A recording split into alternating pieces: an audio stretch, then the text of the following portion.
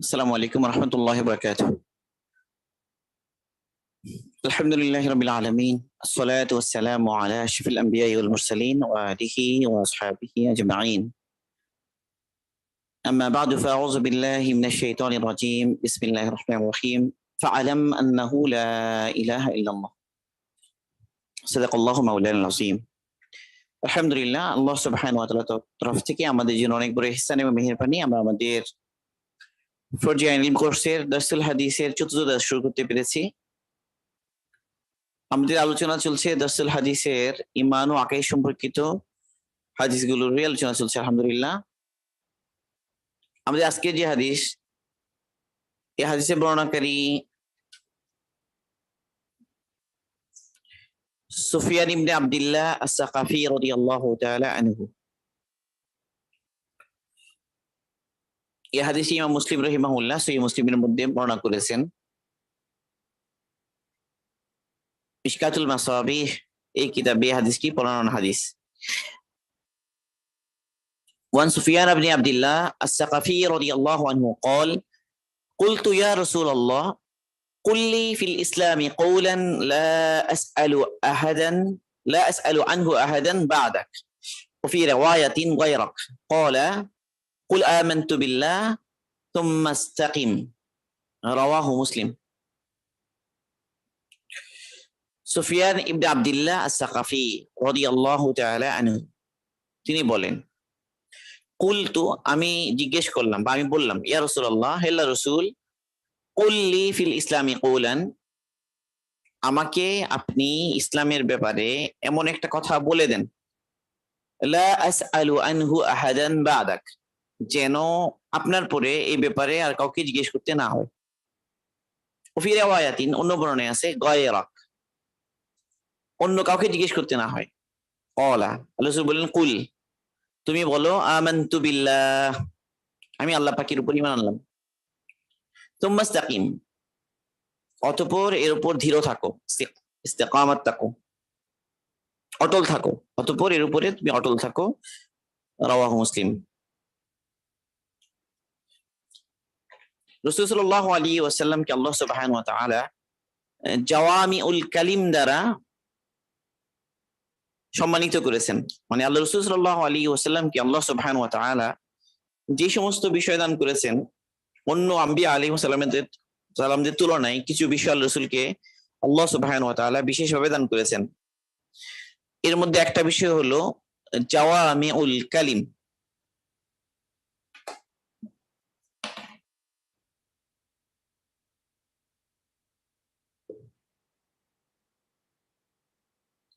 জাওয়ামিউল কালিম, জাওয়ামে, কালিম মানে কথা আর কি, জাওয়ামে মানে এমন সংক্ষিপ্ত বাক্য যা ব্যাপক অর্থবোধক।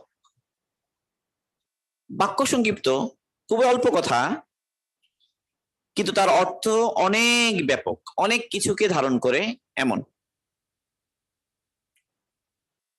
তো আজকের যে হাদিস কুল আমানতু বিল্লাহ সুম্মা ইসতাকিম, এই ধরনের জাওয়ামিউল কালিমের অন্তর্ভুক্ত একটা হাদিস।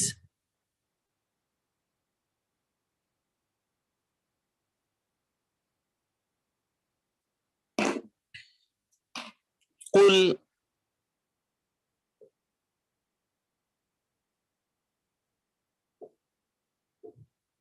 আমানতু বিল্লাহ সুম্মা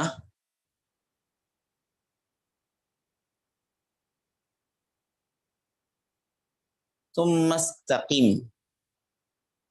কুল আমানতু বিল্লাহ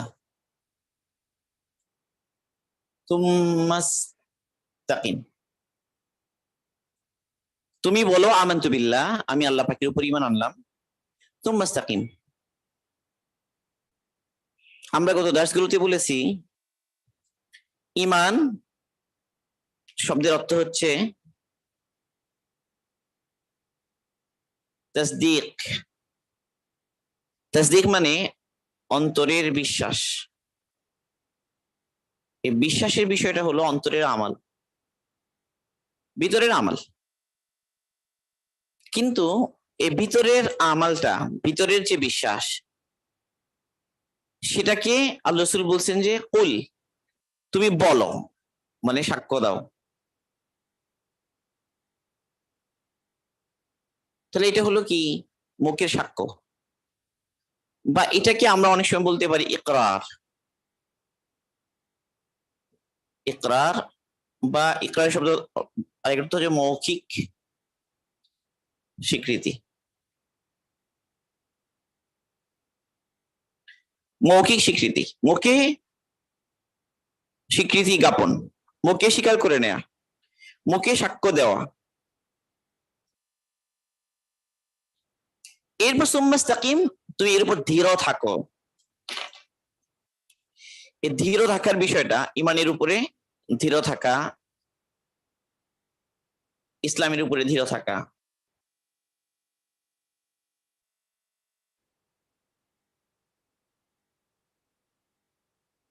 এই ধরনের হুকুম কোরআনে পাকেও আছে। এই ধরনের বিষয় প্রসঙ্গ আল্লাহ রাসূল সাল্লাল্লাহু আলাইহি ওয়াসাল্লামকে আল্লাহ পাক বলেছেন ফাস্তাকিম কামা উমিরতা। হে রাসূল, আপনাকে যে কাজের হুকুম করা হয়েছে আপনি তার উপর অবিচল থাকুন, অটল থাকুন। ইস্তিকামা এর হুকুম আল্লাহ রাসূলকেও করা হয়েছে।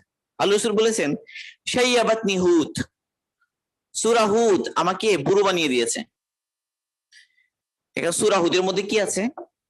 সূরা হুদের মধ্যে ইস্তিকামা এর হুকুম আছে, মানে অটল থাকার হুকুম আছে।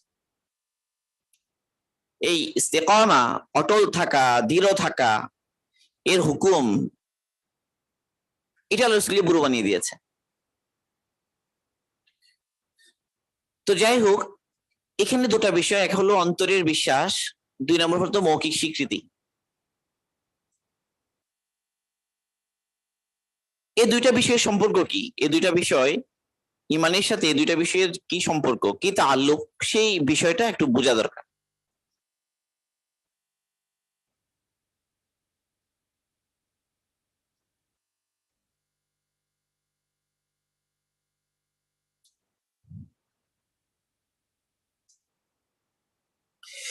এখানে একটা প্রশ্ন হবে যে একটা লোকের অন্তরে সে বিশ্বাস করে,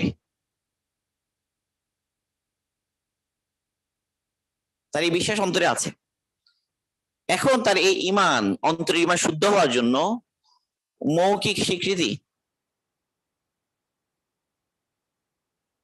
এটা জরুরি কিনা, এটা একটা প্রশ্ন। মৌখিক স্বীকৃতি জরুরি কিনা, মুখে এই স্বীকৃতি দেওয়াটা জরুরি কিনা ইমান শুদ্ধ হওয়ার জন্য। সালাফ এবং খালাফ সবার এই কথার উপর ঐক্যমত যে আসলে অন্তরে যে বিশ্বাস, এটা ইমান। অন্তরের বিশ্বাস এটা ইমান। তবে অন্তরে যে বিশ্বাস আছে কি আর নাই, এটা বোঝা যাবে কেমনে? আমরা বুঝবো কেমনে? আমরা বুঝবো তার মৌখিক স্বীকৃতির মাধ্যমে। মৌখিক যতক্ষণ স্বীকৃতি দিচ্ছে না, তখন আমরা বুঝবো না যে সে মুসলমান। অর্থাৎ তাহলে কি কি দাঁড়ালো? শরীয়তের বাহ্যিক যে বিষয়গুলো, আহকামগুলো, সেগুলো সাবেত হওয়ার জন্য বা প্রযোজ্য হওয়ার জন্য এই মৌখিক স্বীকৃতি এটা জরুরি। যেমন ধরা যায় একজন ব্যক্তি মুসলমান, তার মিরাস জারি হওয়া। মিরাস, মিরাস মানে হলো যে তার উত্তরাধিকার যে এটা পাবে তার বংশধরেরা, মিরাস। মিরাস জারি হওয়া, তার বিবাহ শাদী, তাকে আমরা মুসলমান হিসেবে গণ্য করবো কিনা সমাজে, এই রিলেটেড যত আহকাম গুলো, সে বিষয়গুলো বাস্তবায়ন হওয়ার জন্য, তার উপর প্রযোজ্য হওয়ার জন্য এই মৌখিক স্বীকৃতিটা জরুরি।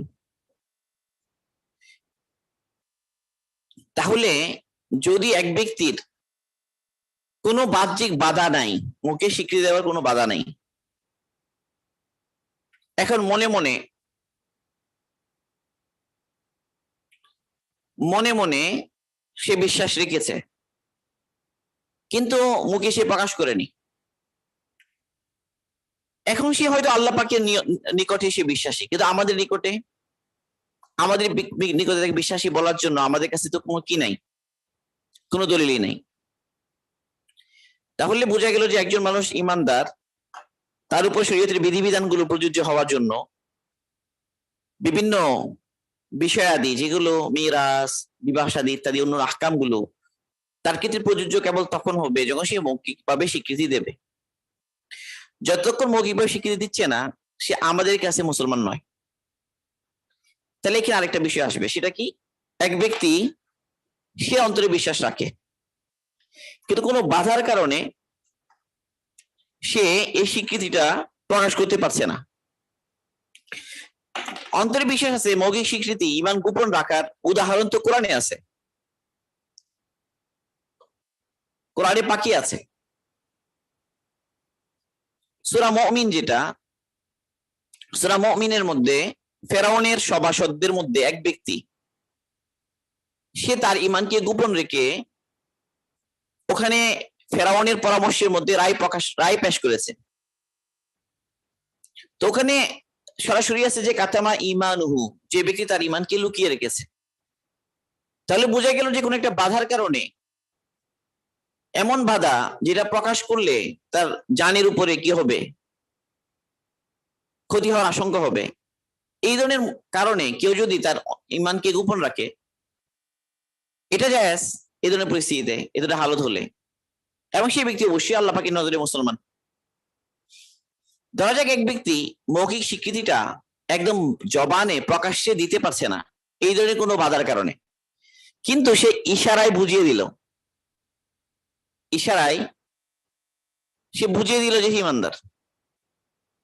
তো এই ধরনের কোন এক ইশারা যদি আমরা পেয়ে যাই, তাহলেও আমরা তাকে মুসলমান হিসেবে গণ্য করব।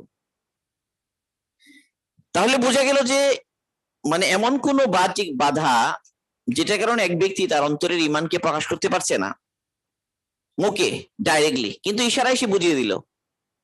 তো ইশারায় বুঝলাম আমরা, এই কারণে আমাদের নিকটেও সে এখন মুসলমান হিসেবে কি হবে, গণ্য হবে।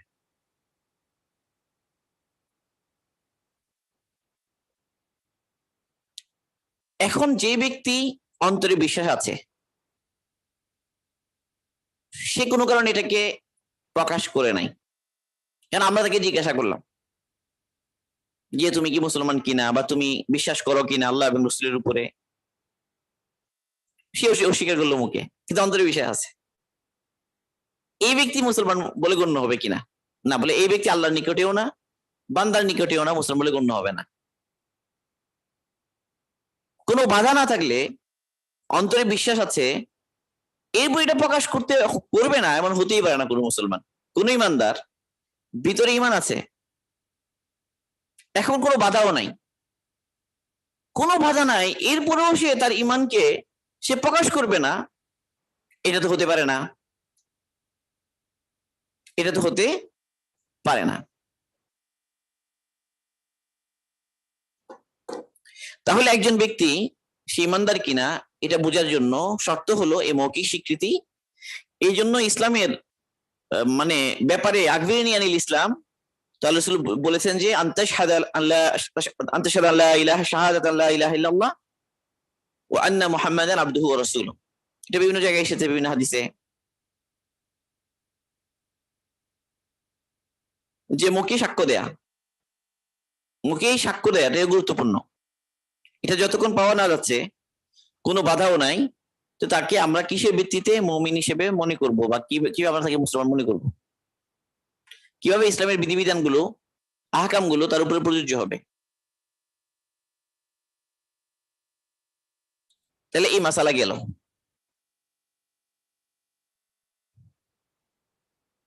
এরপর প্রশ্ন হবে যে আমানতু বিল্লাহ, এটা দ্বারা কি উদ্দেশ্য?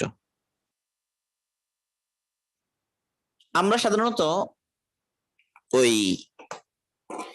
ইমানের কিছু কথা আমরা অনেক সময় মুখস্থ করি না, ইমানে মুজমাল,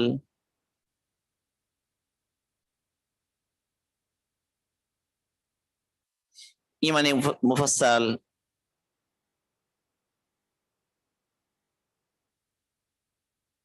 ইমানে মুজমাল হচ্ছে সংক্ষেপে, সামগ্রিকভাবে ইমানের কথাগুলো মুখে বলা, মুফাসসাল মানে একটু বিস্তারিত ভাবে বলা। এই বাক্যগুলোতে বলতে হবে এগুলো জরুরি না, কিন্তু এই বাক্যগুলোর মাধ্যমে কথাগুলো ইজিলি বোঝা যায়। যেমন আমরা বলি আমানতু বিল্লাহি কামা হুয়া বিআসমাইহি ওয়া সিফাতিহি ওয়া ক্বাবিলতু জামিআ আহকামিহি ওয়া আরকানিহি। আমানতু বিল্লাহ, আমরা আল্লাহ পাকের উপর ঈমান আনলাম, কামা হুয়া, তিনি যেমন,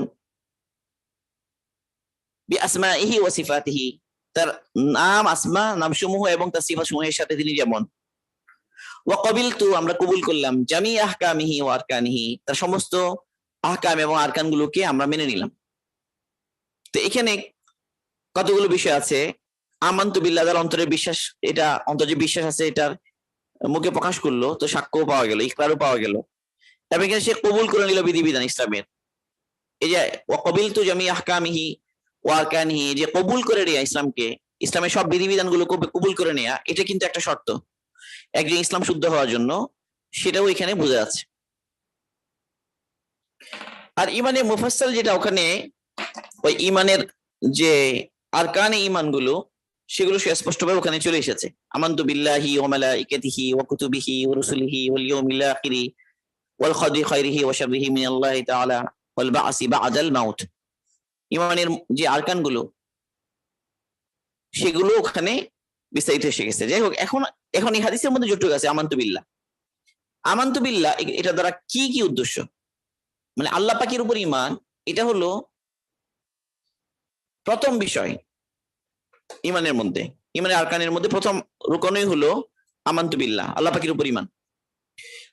আকাইদ বা আকীদার যে কিতাবগুলো লিখেছেন উলামা ইকরাম, তো ওখানে আকাইদের বিষয়গুলোকে তিন ভাগে ভাগ করা হয়েছে। একটা হলো আল ইলাহিয়াত,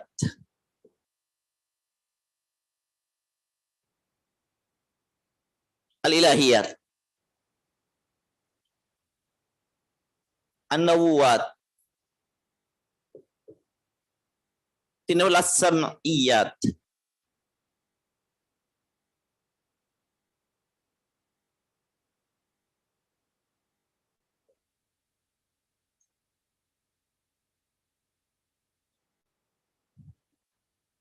ইলাহিয়াত মানে আল্লাহ পাককে রব এবং ইলাহ মানা, তার জাত এবং সিফাতের উপর বিশ্বাস ইত্যাদি সম্পর্কিত যা যা আছে সব বিষয়গুলো এখানে আসবে। আর নবী এবং রাসূল সাল্লাল্লাহু আলাইহি ওয়াসাল্লাম, সমস্ত আম্বিয়াদের উপর ঈমান এবং আল্লাহ রাসূল বিশেষ করে খাসভাবে আল্লাহ রাসূলের উপরে ঈমান, এর বিষয়টা নবুওয়াতের মধ্যে আসবে। আসলে এই আয়াতের মধ্যে যত খবরগুলো ইয়াকিনি বিষয়গুলোকে সংবাদ আল্লাহ রাসূল নিয়ে এসেছেন, আকিয়াতের ব্যাপারে, তারা হাসর, আরো ইত্যাদি যা যাবে, জান্নাত জাহান্নাম ইত্যাদি সব সমস্ত কিছু ব্যাপারে এখানে আলোচনা হবে। তো ইলাহিয়াতের মধ্যে গুরুত্বপূর্ণ বিষয় তো হচ্ছে যে আল্লাহ পাকের উপর ঈমান, আমানতু বিল্লাহ। আল্লাহ পাকের উপর ঈমান যখন আমরা বলবো, তো এখানে কতগুলো বিষয় আসবে।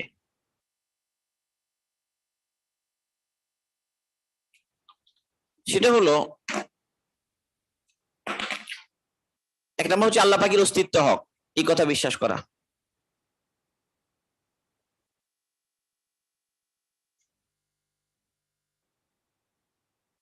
এই কথা বিশ্বাস করা। দুই নম্বর হলো আল্লাহ পাকের সমস্ত সিফাতে কামাল, পরিপূর্ণ গুণাবলীগুলো, এগুলোর উপর বিশ্বাস করা। আসমা এবং সিফাত গুলো, আল্লাহ পাকের আসমা এবং সিফাত এর উপরে বিশ্বাস করা। তিন নম্বর হলো আল্লাহ পাকের কার্যাবলী,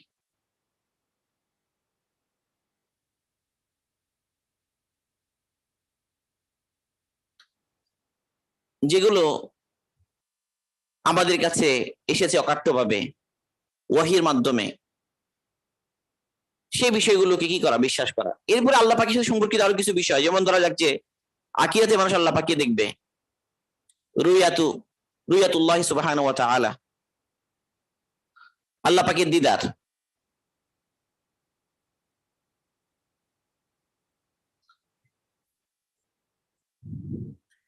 এই সম্পর্কিত বিশ্বাস।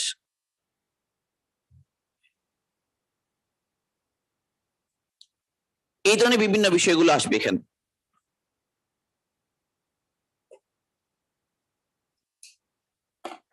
এখন কথা হলো, এই যে আল্লাহ পাকের উপরে বিশ্বাস, এই যে ইমানের বিষয়গুলো, এখানে তাকলিদ করলে, মানে তাকলিদ মানে বাপ দাদা মুসলমান বলে আমি মুসলমান, বুঝি না বুঝি তাদের কেবল তাকলিদ করা করা, এটা কি জরুরি, নাকি এটা ভালো করে বুঝে শুনে তাকে ঈমান আনতে হবে?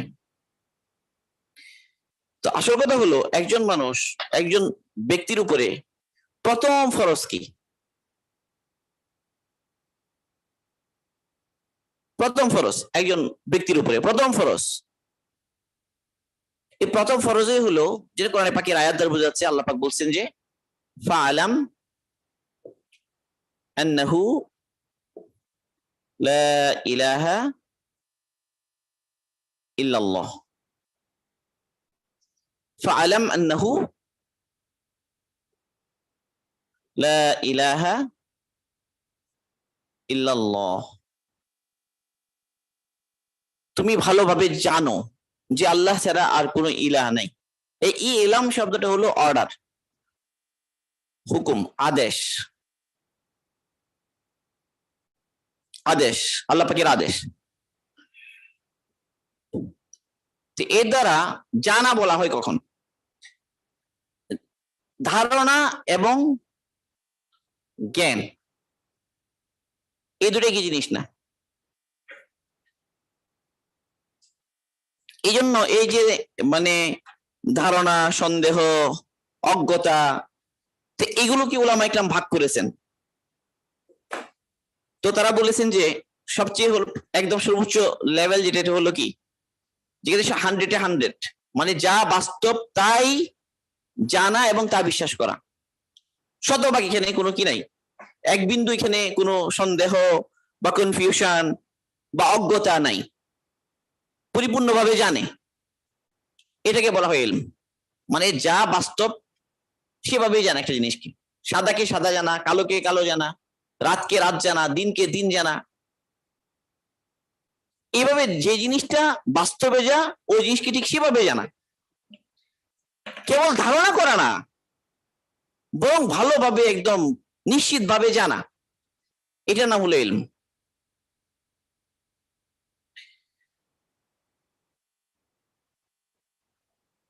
ইলম এরপরটাকে বলা হয় জন। জন মানে হচ্ছে ধারণা, মানে একটা জিনিসের দুটা দিক আছে, একটা জিনিস থাকা এবং না থাকা, থাকা না থাকা, অর্থাৎ কি পজিটিভ নয়, একটা জিনিস হওয়া না হওয়া, এই দুইটা পসিবিলিটির মধ্যে একজনের অন্তরে হওয়ার দিকটা প্রবল, অর্থাৎ 51% থেকে শুরু করে 99% পর্যন্ত, এটা কিন্তু ইলম যেটা 100%, যা আছে তা আছেই, আছেই জানা, এখানে কোনো কনফিউশন নাই, কোনো প্রকার অজ্ঞতা নাই। আর একটা হলো ধারণা, থাকতে পারে, থাকতে পারার বিষয়টা প্রবল 51% থেকে 99%, এটাকে বলা হয় ধারণা বা জন। এরপরে স্টেজ যেটা,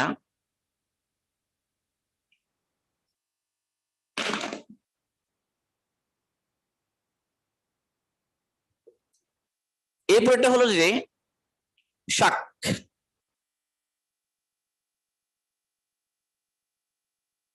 শাক মানে হলো সন্দেহ, মানে হওয়া না হওয়া, থাকা না থাকা, 50-50।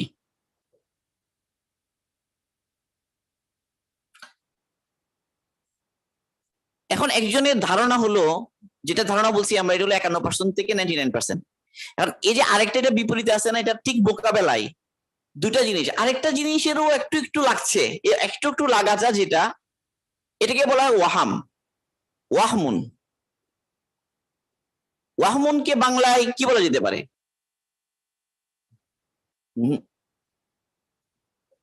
সংশয়, সংশয় আর সন্দেহ কি জিনিস? ওয়াহাম মানে যে দ্বিধা বা এরকম আর কিছু একটা আছে যেটা বিপরীত আর কি, অর্থাৎ 1% থেকে শুরু করে 49% পর্যন্ত একটা দিক আছে, মানে তার বিপরীত একটা জিনিসের বিপরীত একটা বিষয় অন্তরে আছে যে এরকমও হওয়ার একটা পসিবিলিটি সম্মত হতে পারে, এরকম একটা, কিন্তু সেটা 50% পর্যন্ত পৌঁছে নাই। 50% মানে হতে পারে না, সমান সমান সমান সমান একটা সন্দেহ, সন্দেহের পরে একটা ওয়াহাম আছে আরবিতে, এটার এক্সাক্ট বাংলা শব্দ আমি খুঁজে পাচ্ছি না এখন। এখন এটা তোমরা বুঝে নাও আর কি, ওয়াহাম বলতে আমি খোঁজাচ্ছি। এবার আরেকটা হলো যে 0 পাচ্ছেন, একটা জিনিস বাস্তবে আছে, কেউ সে মনে মনে এটাকে নাই জানে, একটা জিনিস বাস্তবে সাদা, সে কালো জানে, বা এই ধরনের উল্টাটা উল্টাটা জানে সে, এটাকে বলা হয় জাহাল, জাহালুন বা অজ্ঞতা। এটা 0%। তাহলে আল্লাহ বলছেন যে ফাআলাম আন্নাহু লা ইলাহা ইল্লাল্লাহ, তুমি জানো, ভালো মানে জানো মানে একদম 100% শতভাগ নিশ্চিত হও যে আল্লাহ ছাড়া কোনো ইলাহ নাই। তাহলে এই ধরনের ইলম, এটা তো দলিল ছাড়া হয় না।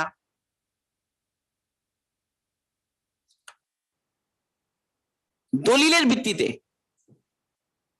আল্লাহ পাক আকল দিয়েছেন, বা এরকম নিশ্চিত সংবাদের ভিত্তিতে, এটা পুরোপুরি নিশ্চিত হওয়ার বিষয়টা,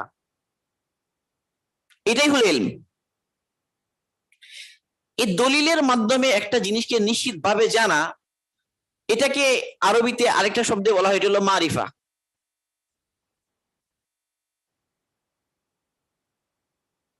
এটাকে আরবিতে বলা হয় মারিফা, মানে দলিলের ভিত্তিতে জানা। তো এই জন্য ওলামা ইকরাম বলেন যে প্রথম ফরজ হলো মারিফাতুল্লাহ, মারিফাত মানে পরিচয় লাভ করা, পরিচয় লাভ। তাহলে ফাআলাম আন্নাহু লা ইলাহা ইল্লাল্লাহ দ্বারা উদ্দেশ্য কেবল আল্লাহ একজন আছেন, স্রষ্টা একজন আছেন, হালকা ভাবে জানা এতটুকু না, স্রষ্টার পরিচয় লাভ করা, আমাদের রব যিনি, আমাদের ইলাহ যিনি, মাবুদ যিনি, আল্লাহ পাক, তার পরিচয় লাভ করা, তাকে যেভাবে চেনা দরকার সেভাবে চেনা, তার তার গুণাবলী, তার পরিপূর্ণ গুণাবলী, তার সমস্ত ধরনের দুর্বলতা থেকে মুক্ত হওয়া,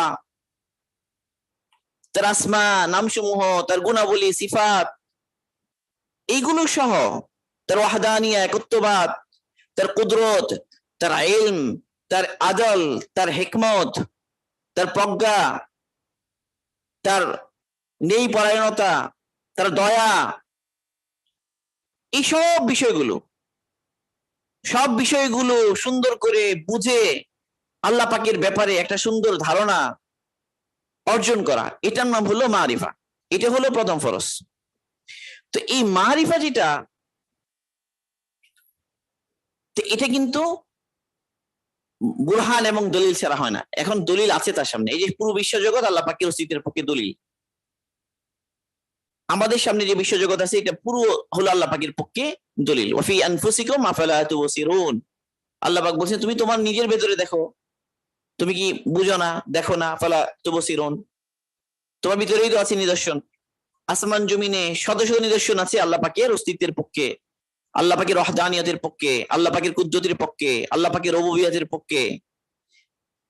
এসবগুলোকে সুন্দর করে বুঝে আল্লাহ পাকের পরিচয় লাভ করা, এটা হলো প্রথম ফরজ। এটা এত সহজ যে এটার জন্য আল্লাহ পাক এমন উপকরণ রেখেছেন যে এটা খুব সহজেই একজন মানুষ অর্জন করতে পারে, এবং মানুষের ফিতরাতের মধ্যেই আল্লাহ পাক তা দিয়ে দিয়েছেন। ফিতরাত বলে এটাকে, মানে স্বাভাবিক প্রবৃত্তি, সহজাত প্রবৃত্তি মানুষের, যে সেই এক সর্বশক্তিমান স্রষ্টাকে সে চিনবে, বুঝবে, জানবে, মানবে। কোনো কারণে তার এই সহজাত প্রবৃত্তি যে নষ্ট হয়ে না যায়, তাহলে সেই অটোমেটিক্যালি স্রষ্টা একজন আছেন, তাকে মেনে নিতে বাধ্য হবে, মানবে, না মেনে পারবে না, না মানা এটা সম্ভব না। এই জন্য আল্লাহ রাসূল হাদিসে পাক ইরশাদ করেছেন, কুল্লু মাউলুদিন ইউলাদু আলাল ফিতরা, প্রত্যেক মানুষ ইসলামী ফিতরাতের উপরেই জন্মগ্রহণ করে, কিন্তু তার বাবা মা তাকে ইয়াহুদি বানায়, তাকে নাসারা বানায়, তাকে মাজুসি বানায়, মানে তার ফিতরাটা নষ্ট করে দেয়। সে এমন পরিবেশে বড় হয়, এমন জায়গায় সে লালিত পালিত হয়, এটা তার ফিতরাটা নষ্ট হয়ে যায়।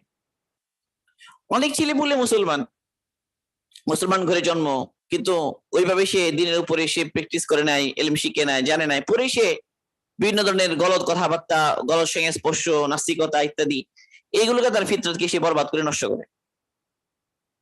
তো স্বাভাবিক যে মানুষের মানে তার প্রকৃতি, সহজাত প্রকৃতি যেটা স্বভাব বা প্রবৃত্তি, ফিতরা, সহজাত বৈশিষ্ট্য হলো যে সে এক আল্লাহকে স্বীকার করবে এবং তার সামনে শত শত দলিল আছে, এগুলো নিয়ে সে ভেবে আল্লাহ পাকের মারিফাতকে হাসিল করবে। তো এটা হলো প্রথম ফরজ মানুষের উপরে। আমানতু বিল্লাহ, কুল আমানতু বিল্লাহ, তুমি বলো যে আমি আল্লাহ পাকের উপর ঈমান আনলাম। এই ঈমান এটা আল্লাহ পাকের মারিফাতকে অর্জন করার পরেই তো সে বলবে আমি আল্লাহ পাকের উপর ঈমান আনলাম। বাকি আল্লাহ পাকের এই যে মারিফাত অর্জনের ক্ষেত্রে এটা তো একটা অসীম, একটা আল্লাহ পাককে চিনার ক্ষেত্রে, কিন্তু একটা পর্যায়ের মারিফাত তো এটা ফরজ, এটা লাগবেই। বাকি এই ক্ষেত্রে তরক্কি আছে, উন্নতি আছে। মাজুস মানে হচ্ছে যে যারা দুই ইলা মানে, ভালোর জন্য একটা, মন্দের জন্য একটা। যাই হোক, আমানতু বিল্লাহ সুম্মা ইসতাকিম, তুমি বলো যে আমি আল্লাহ পাকের উপর ঈমান আনলাম। ফাআলাম আন্নাহু লা ইলাহা ইল্লাল্লাহ, তোমরা ভালো করে জেনে নাও যে আল্লাহ পাক ছাড়া কোনো ইলাহ নাই। তাই তিনি একমাত্র ইলাহ, তাকে ইলাহ বুঝার জন্য, তিনি যে ইলাহ এটা বুঝার জন্য। ইলাহ মানে মাবুদ, একমাত্র ইবাদতের যোগ্য সত্তা, একমাত্র সত্তা যিনি ইবাদতের যোগ্য। ইবাদত কেবল তার হতে পারে, আর কারো হতে পারে না। তো এরকম দিল থেকে মনে করার জন্য তো তাকে চিনতে হবে। এই জন্য কোরআনে পাকে বিভিন্ন আয়াতে আছে যারা আল্লাহ পাককে বাদ দিয়ে অন্যদেরকে উপাস্য বানিয়ে নিয়েছে, তাদের ব্যাপারে কোরআনে পাকের আয়াতে এসেছে ওয়ামা কদারুল্লাহ হাক্কা কদরিহি, তারা আল্লাহ পাকের শান অনুযায়ী মর্যাদা দিতে পারেনি। কেন পারেনি? যে আল্লাহকে চিনে না, যে আল্লাহ পাককে যেভাবে চেনা দরকার সে আল্লাহ পাকের পরিচয় সে লাভ করতে পারেনি, ফলে সে আল্লাহ পাককে মর্যাদা দেয়নি যেভাবে দেয়ার। সে যদি এখন অন্যকে ইলা বানায়, অন্যকে মাবুদ বানায়, অন্যের পূজা করে, অন্যের ইবাদত করে, গায়রুল্লাহর ইবাদতের মধ্যে সে লিপ্ত হয়, তাহলে তো সে আল্লাহ পাককে চিনলো না। তো এই ক্ষেত্রে মানুষ দুইটা কমন কমন ভুল করে, মানে আল্লাহ পাকের পরিচয় যদি যথাযথভাবে লাভ না করে, তো মানুষের দুইটা সমস্যা হয়।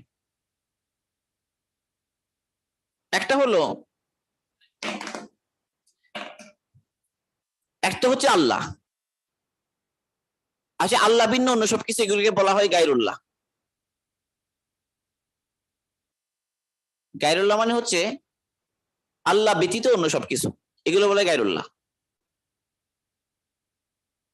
গায়রুল্লাহ মানে আল্লাহ সৃষ্টি সমূহ যা যা আছে সব। তো অনেক সময় মানুষ এই গায়রুল্লাহকে উপরে তুলে, এটা উপরে তুলে আল্লাহর কাছাকাছি, আল্লাহর সমকক্ষ বা আল্লাহর সাথে শরীক এরকম ধারণা করে। গায়রুল্লাহকে তুলে আল্লাহ সমকক্ষ মনে করতে থাকে বা আল্লাহর কাছাকাছি মনে করতে থাকে, বা আল্লাহর যেগুলো খাস বৈশিষ্ট্য সেগুলো কেবল আল্লাহরই বৈশিষ্ট্য, আর কারো হতে পারে না, সেই বিষয়গুলো ওই গায়রুল্লাহর মধ্যে আছে মনে করে, এটার নাম হলো শিরক। আরেকটা হলো আল্লাহকে নামিয়ে ফেলে, আল্লাহকে নামায় মাখলুকের পর্যায়ে, আল্লাহ পাককে মানে তবে তাকে মনে করে মাখলুকের মতো করে তাকে মনে করে, এটাকে বলা হয় তাসবিহ। মানে সাদৃশ্য সাদৃশ্য দেয়া, আল্লাহ পাককে মাখলুকের সদৃশ মনে করা, আর আল্লাহ পাককে নামিয়ে ফেলা, এটা তাসবিহ। শিরক এবং তাসবিহ এটা দুই বড় অপরাধ। যখন আল্লাহকে সে যথাযথভাবে চিনবে না, সে হয়তো শিরক করবে, অথবা সে আল্লাহ পাককে নামিয়ে ফেলে মাখলুকের কাতারে, মাখলুকের মতো করে মনে করবে, তো মাখলুকের সমকক্ষ বা সাদৃশ্যপূর্ণ মনে করবে, এটার নাম হলো তাসবিহ। আল্লাহকে আল্লাহ পাকের যে মর্যাদা, এটা নামিয়ে ফেলা, না বুঝে আল্লাহকে, আল্লাহ পরিচয় না পাওয়ার কারণে এরকম করবে সে। আর গায়রুল্লাহকে সে আল্লাহকে যথাযথভাবে চিনে নাই, তো গায়রুল্লাহর মধ্যে তো আল্লাহর বৈশিষ্ট্য থাকতেই পারে না। কিন্তু সে মানে তার ভুল হয়, সে কোনো ধরনের একটু আশ্চর্য কোনো কিছু দেখলে বা এই ধরনের কোনো ধরনের কিছু প্রকাশ পেতে দেখলে সে মানে একটা ভুলে পতিত হয়ে সেটাকে আল্লাহ সমকক্ষ মনে করতে থাকে, এটা না, এটা হলো শিরক। তো শিরক এবং তাসবিহ এই দুটোই হলো আল্লাহ পাকের মর্যাদা যথাযথভাবে না দেয়া। এটা হবে কখন? যদি সে আল্লাহ পাককে চিনবে না যথাযথভাবে। আল্লাহ পাককে চিনার ক্ষেত্রে তার দুর্বলতা বা কি থাকবে, যথাযথ সে চিনবে না আল্লাহ পাককে। তো এই জন্য এই বিষয়টা খুব গুরুত্বপূর্ণ যে আল্লাহ পাককে যথাযথভাবে চিনা। আর যখনই মানুষ আল্লাহ পাককে যথাযথভাবে চিনবে তখন সে আল্লাহ পাককে না মেনে পারবে না। শুআবুল ঈমানের মধ্যে সালাফের একটা কওল এনেছেন ইমাম বাইহাকী রাহিমাহুল্লাহ, যে তিনি বলেছেন যে 4টা জিনিস অসম্ভব। এই কথা বলে আজকে দর্স বিশেষ করে দিচ্ছি, 4টা বিষয় অসম্ভব।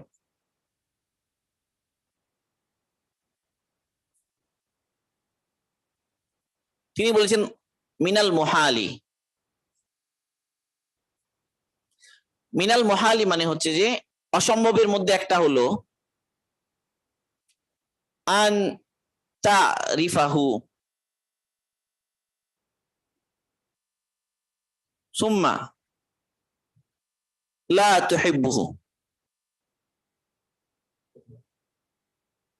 আন তারিফাহু সুম্মা লা তুহিব্বুহু, এটা অসম্ভব যে তুমি তাকে চিনবে। আন তারিফাহু মানে তুমি তাকে চিনবে, সুম্মা মানে অতঃপর, লা মানে না, তুহিব্বু মানে মহব্বত করবে না। মানে এটা অসম্ভব তুমি তাকে চিনবে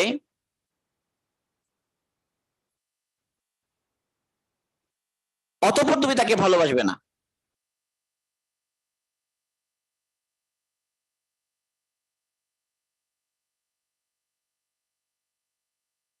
এটা অসম্ভব বিষয়। আল্লাহ পাকে চিনার পরে তাকে ভালো না বাসা, এটা অসম্ভব। এটা হলো প্রথম অসম্ভব। এরপরে তিনি বলছেন যে ওয়ামিনাল মুহালি, 2 নম্বর অসম্ভব হলো ওয়ামিনাল মুহালি আন তুহিব্বাহু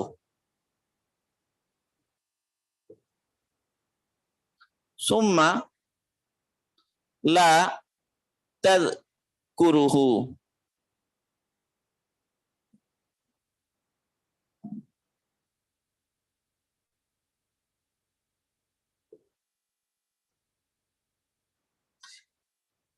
আন তুহিব্বাহু মানে তুমি তাকে ভালোবাসবে অতঃপর তুমি তাকে স্মরণ করবে না।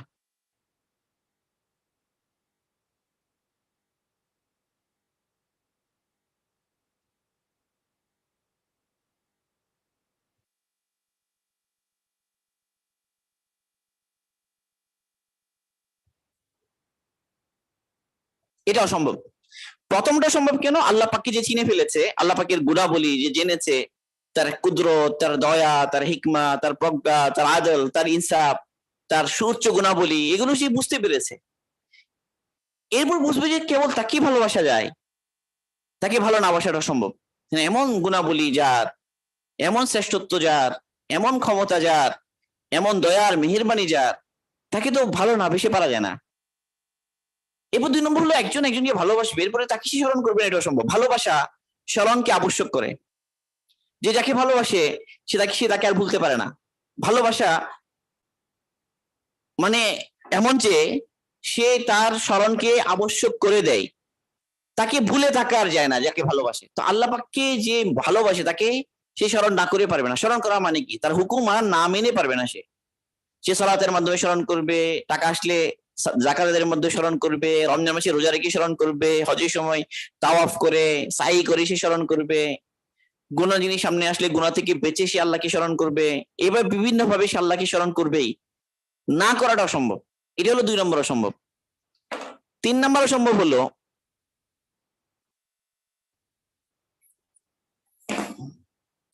আন তাযকুরাহু,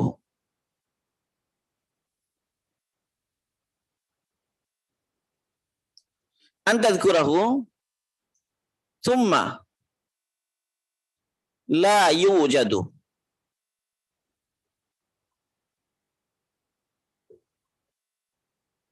লাকা শাইউন মিন।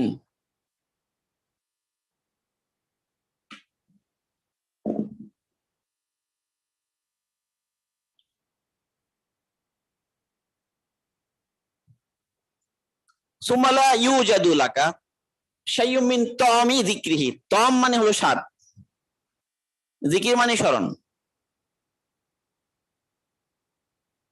3 নম্বর সম্ভব হলো তুমি তাকে স্মরণ করবে, তার হুকুম মানবে, সালাত আদায় করবে, যাকাত দিবে, রোজা রাখবে, হজ করবে, তার জন্য গুনাহ থেকে বাঁচবে, তার জন্য সব ধরনের কোরবানি করবে, দিনের কাজ করবে, ইত্যাদি ইত্যাদি। এরপর এই সমস্ত ইবাদতে তার হুকুম মানার মধ্যে তোমার মজা লাগবে না, এটা অসম্ভব।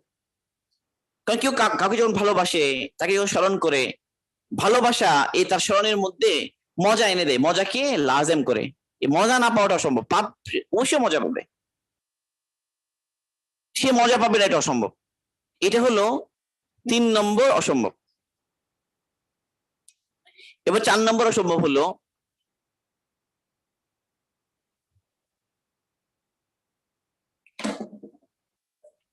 সম্ভব হলো ইউজাদা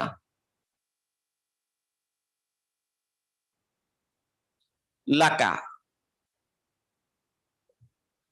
শাইউম মিন যিকরিহি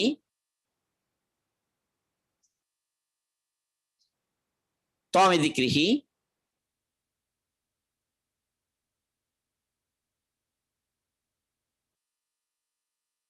সুম্মা লা ইউশগিলুকা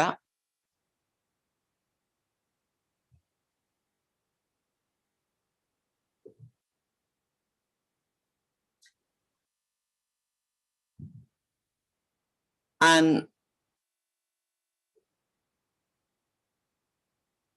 সিওয়াহু। এর অর্থ হলো, চতুর্থ সম্ভব হলো তুমি তার স্মরণে মজা পাচ্ছ, তার ইবাদতে মজা পাচ্ছ, তার হুকুম মেনে তোমার ভালো লাগছে, মজা লাগছে। এরপরে এটা অসম্ভব যে তুমি ব্যস্ত হবে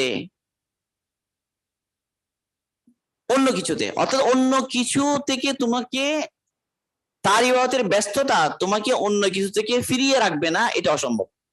মানে আন হয় আনাসে, এটা উল্টা বোঝানোর জন্য, এটা অনেক বেজার লাগবে। আন না বোঝা, ইউশগিলুকা আন মানে হলো যে অন্য সবকিছু থেকে, তিনি ছাড়া অন্য সবকিছু থেকে তোমাকে ফিরাবে না, এটা অসম্ভব। মানে তিনি ছাড়া তো তুমি আর কোনো কিছুতেই কি হবে না, সন্তুষ্ট হবে না। তাকে পাওয়া ছাড়া, তাকে সন্তুষ্ট করা ছাড়া, তার হুকুম মানা ছাড়া, তার ইবাদতের মধ্যে লেগে থাকা ছাড়া অন্য কিছুর মধ্যে তো তোমার ভালো মজাই লাগবে না। কিভাবে এটা সম্ভব যে তুমি আবার তাকে বাদ দিয়ে অন্য কাউকে নিয়ে ব্যস্ত হবে, তাকে বাদ দিয়ে তার হুকুমের খেলাফ অন্য কিছুতে তুমি তৃপ্তি হাসিল করবে, এটা কেমনে সম্ভব? তো আল্লাহ পাক আমাদেরকে তৌফিক দান করুন। প্রথম যেটা, এই যে ইস্তিকামা যেটা, এটা হাসিল হয় ঈমান তীখা হলে। কুল আমানতু বিল্লাহ, এটা যদি বাস্তবেই সে আল্লাহ পাকের উপর যথাযথ ঈমান আনতে পারে, আল্লাহ পাকে যথাযথভাবে চিনে, তার ভালোবাসা অর্জন করে, তার হুকুমের মধ্যে দৃঢ় হয়ে, তো এরপরে খুব সহজেই সে ইস্তেকামাত ইনশাআল্লাহ তার নসিব হবে, আল্লাহ যেহেতু। এবং এরকম হলেই আল্লাহ পাক খুশখবরি শুনিয়েছেন, ইন্নাল্লাযীনা ক্বালু রাব্বুনাল্লাহ তুম্মা ইসতাকামু তাতানাজ্জালু আলাইহিমুল মালায়েকা আল্লা তাখাফু ওয়া লা তাহজানু ওয়া আবশিরু বিল জান্নাতিল্লাতী কুনতুম তুআদুন নাহনু আউলিয়াউকুম ফিল হায়াতিদ দুনিয়া ওয়া ফিল আখিরাহ ওয়া লাকুম ফিহা মা তাশতাহি আনফুসুকুম ওয়া লাকুম ফিহা মা তাদউন নুজুলাম মিন গফুরির রহিম। কোরআন পাকের আয়াত। ওই সমস্ত লোকেরা যারা বলে আল্লাহ আমাদের রব, সুম্মা ইসতাকামু, অর্থাৎ এটার উপর দৃঢ় থাকে, মানে ঈমানকে দৃঢ় করে, আল্লাহ পাকের মহব্বত অন্তরে হাসিল করে, আল্লাহ পাকের হুকুমের উপরে দৃঢ় হয়, ইসলামের উপরে পরিপূর্ণভাবে উঠে আসে। তো এরকম যদি হয়, ইন্নাল্লাযীনা ক্বালু রাব্বুনাল্লাহ সুম্মা ইসতাকামু তাতানাজ্জালু আলাইহিমুল মালায়েকা, তাদের মৃত্যু সময় ফেরেশতা নাযিল হয়। তারা বলে আল্লাহ তাখাফু, তুমি ভীত হইও না, ওয়ালা তাহজানু, পেরেশান হইও না। সামনে যে যাচ্ছ কি হবে আখিরাতে, এটা ভীত হইও না, পিছনে যা রেখে যাচ্ছ সন্তান ইত্যাদি গুলো নিয়ে পেরেশান হইও না। ওয়াবশিরু বিল জান্নাতিল্লাতী কুনতুম তুআদুন, এবং ওই জান্নাতের সুসংবাদ গ্রহণ করো যার ওয়াদা তোমাদের সাথে করা হয়েছে। নাহনু আউলিয়াউকুম ফিল হায়াতিদ দুনিয়া ওয়া ফিল আখিরাহ, আমরা দুনিয়াতেও তোমার বন্ধু ছিলাম, আখিরাতেও তোমার জন্য বন্ধু থাকবো। ওয়ালাকুম ফিহা মা তাশতাহি আনফুসুকুম, আর আখিরাতে তোমার জন্য রয়েছে ওই সমস্ত জিনিস যা তোমার অন্তর কামনা করে। ওয়ালাকুম ফিহা মা তাদদাউন, এবং ওই সমস্ত বিষয় রয়েছে যার ওয়াদা তোমার সাথে করা হয়েছে। নুজুলাম মিন গফুরির রহিম, গফুরির রহিম, ক্ষমাশীল দয়ালু রবের তরফ থেকে মেহমানদারি হিসেবে তোমার জন্য এই সব কিছুর আয়োজন রাখা হয়েছে জান্নাতে। আল্লাহ সুবহানাহু ওয়া তাআলা আমাদেরকে এই হাদিসের উপরে আমল করার তৌফিক দান করুন। আল্লাহ পাকের উপরে যথাযথ ঈমান আনার তৌফিক দান করুন। পরিপূর্ণভাবে ইসলামকে ধারণ করার তৌফিক দান করুন। দ্বীনের উপরে আমাদেরকে ইস্তিকামাত নসিব করুন। আমাদের ইলম শিক্ষা, দ্বীন শিক্ষা, এই সব বিষয়গুলো ঈমানকে দৃঢ় করে দ্বীনের উপর চলার জন্য আমাদের ওসিলা হোক, উপকরণ হোক। আল্লাহ পাক আমাদের সবাইকে কবুল করুন। সুবহানাল্লাহি ওয়া বিহামদিহি, সুবহানাকাল্লাহুম্মা বিহামদিকা, আশহাদু আল্লা ইলাহা ইল্লা আনতা, আস্তাগফিরুকা ওয়া আতুবু ইলাইক।